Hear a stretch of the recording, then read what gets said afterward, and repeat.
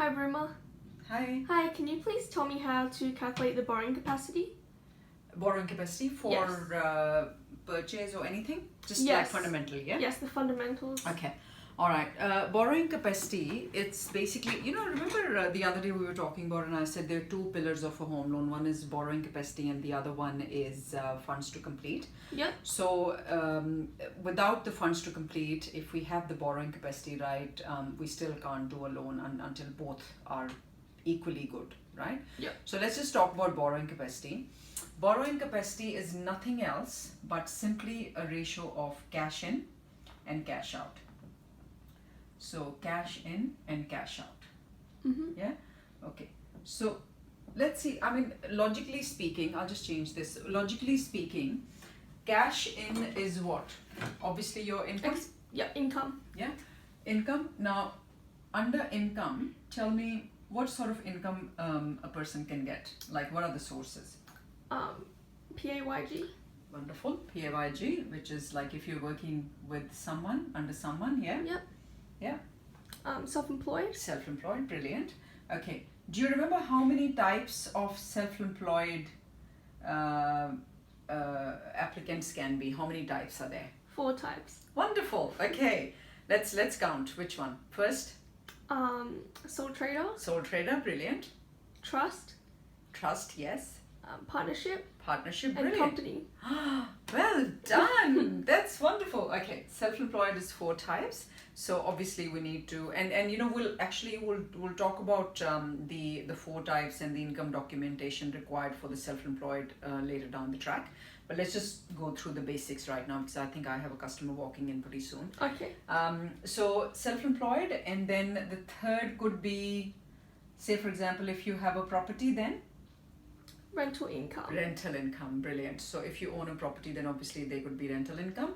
And another one could be, let's say if you have Centrelink income, Yep. could be Centrelink, or any government sort of, let's say a pension income, yeah. Mm-hmm. And also these days, sometimes people, when they're retired after 65, they're actually, it's not allowed to, but it's mandatory to redraw some sort of, I think 4% from their super fund as well. Okay. So that income can be calculated as well, depending upon which bank we go with. So that's another part of income. But I'll just give you the main ones right now, Yep. right? Okay. So cash in is your income that goes in, Mm-hmm. and cash out is your expense. Expenses. Yeah? Yep. Okay, now under expenses, think of basic expense everybody has to go through. The bills. Yeah, living expense. Yeah. We Water, call- electricity. Exactly, utility and all that. So that's called living expense, right? Mm-hmm. Okay. Which could be, yeah, you're right, water, electricity, telephone, internet, groceries, travel, education, things like that, right? Yep.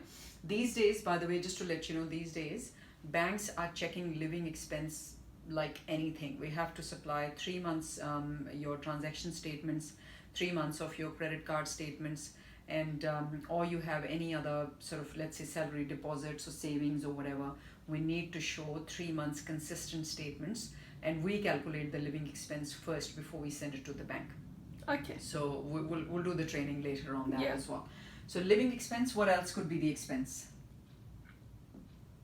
Mortgage repayments. Mortgage repayments, Yep. brilliant, because if you have a property, you have to obviously show the mortgage repayments, and by the way, related to the property, we also need to show, let's say, the council rates note.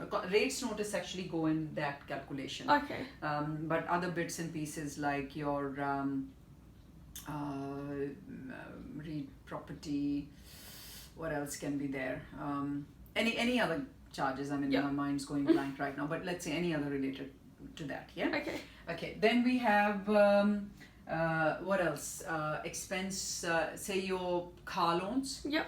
Or any unsecured loan or personal loan. Okay. So your monthly repayments have to go in there. Insurances. Insurances, they're all under this Okay. living expense, all sorts of insurances. Then you have, so car loans. Your like monthly repayments, on Yeah. the car, or even unsecured, if you have any unsecured loan, if you have credit cards, limits Okay, on yeah. the credit cards, yeah? So credit cards. Okay, by the way, make sure one thing which I was saying the other day as well, make sure that even if client says that, look, I've got these credit cards, but I'm paying, every month. So do I have to tell you? Yes. Say yes, Yes. we have to, even if you're not using the credit cards, if they're just sitting in your wallet doing nothing, even then we have to declare it to the bank, the limit especially. Why? Because the bank, for the bank, you can access that money anytime. Yeah, we had this client this morning, and he said, oh, by the way, I'm paying these credit cards every month, so do I have to declare all the credit cards? And I said, yes, you have to, because when the bank will do their own credit checks, and which we also do these days, if we find out that there's another credit card sitting there and you didn't declare, that means this is a non-disclosure. Okay. So make sure that all the credit cards are listed in the fact finder when you do that. Yeah. Yeah. Because the bank takes only 3.8% of the limit to calculate your repayments per month. Okay. Yeah. Apart from that, in the calculators, you and each bank has their own calculators. So some banks have negative gearing component into it, some don't. So that's something we can again go further later down the track when we do the training. We have to put the dependents. So let's say there's a married couple and they've got 2 children, so we have to put the children also. That goes under living expense. Okay. So that's in the HEM calculation, which is the Henderson index. Yeah. Okay. So HEM calculation. So all the dependents have to go in there.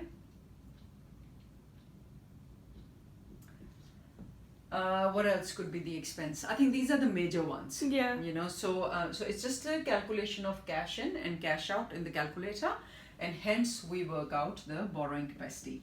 There's quite a lot of technical stuff behind it, but these are just the basic sort of fundamentals, the overview of borrowing capacity. Okay. Any questions on that? No questions. Excellent. And just remember a few things.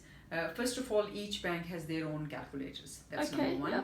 And they have behind, let's say, the products, they have some sort of a different policy under, say, self-employed or PAYG. So make sure whenever you take a customer to a certain bank, you do the calculations on that particular bank's calculator to give the accurate figure. That's the main thing. I think that's about it. And if you have any questions, let me know. Yeah. Okay. Great. Thank you. Thank you. Thanks.